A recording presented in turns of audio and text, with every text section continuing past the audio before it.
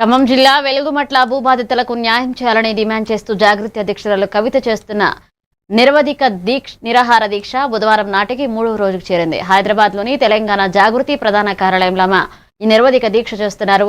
పలువురు కవితకు మద్దతు తెలుపుతూ సంఘీభావం తెలుపుతూ దీక్షలో కూర్చున్నారు.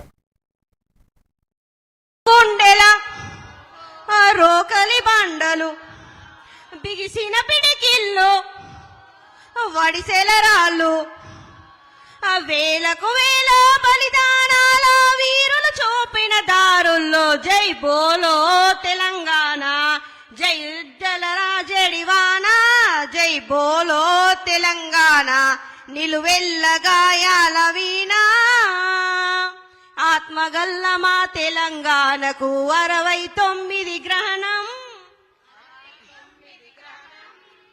69 గ్రహణం 369 విద్యార్థుల బలిదానం